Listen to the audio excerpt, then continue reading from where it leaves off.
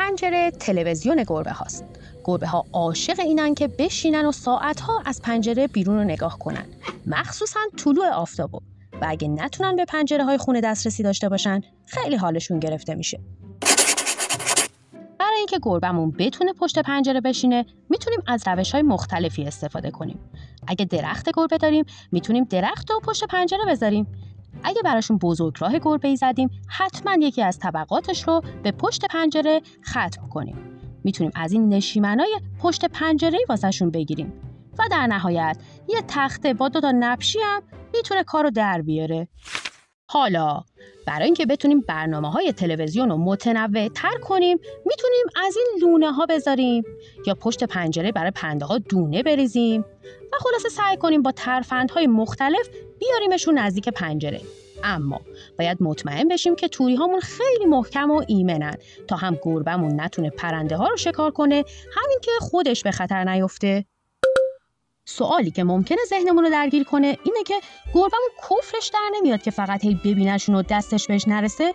در جواب باید بگیم که نه، چون تو طول روز خودش تو خونه شکارچی بازی میکنه با اسباب بازی‌هاش و ما هم با اون اصولی که تو پست‌های قبل گفتیم باهاش بازی‌های تعاملی رو انجام میدیم و غریزه شکارش رو اونجا هم تخلیه میکنه. پس این نگاه کردن واسش خوبه و بخشی از غریزش رو هم ارضا میکنه. از طرف دیگه از اونجایی که گربه‌ها خیلی قلمرو طلب هستن، با نگاه کردن به بیرون خیالشون راحت میشه که همه چی تحت کنترل و سر جاشه.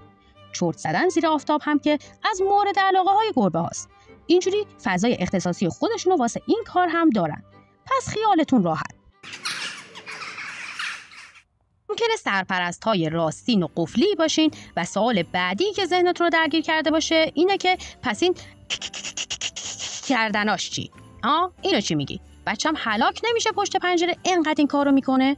بله، عرض کنم خدمتتون که هنوز کسی علت اصلی این کارشون رو نمیدونه. دانشمندا تئوری‌های مختلفی در این مورد دارن.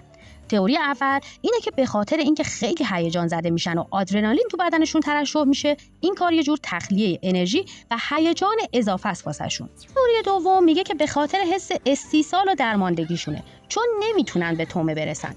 میتونیم بگیم که این دسته از دانشمندا احتمالاً سر از هیچ جای گربه در نمی آوردن، چون این حرکت توی دی ان ای گربه ها خیلی نهفته تر از این حرفاست و کاملا بخشی از استراتژی شکارشونه. در رد این تئوری میتونیم بگیم که پس گربه های تو خیابون چی؟ اونا هم موقعی که در کمین شکارشون هستن این کار انجام میدن و میبینیم که بعدش هم خیلی خوب دستشون به شکارشون میرسه. تئوری سوم و آخر هم این که گربه ها با این کار دارن ادای شکارشون رو در میارن و میخوان با این صدا گولشون بزنن و دست به نه که بیان جلوتر، که خب اینم تئوری جالبیه واسه خودش. ولی در هر صورت چیزی که مشخصه اینه که این رفتار مشترک بین گربه‌سانان برای شکاره. پس نگران چیزی نباشید.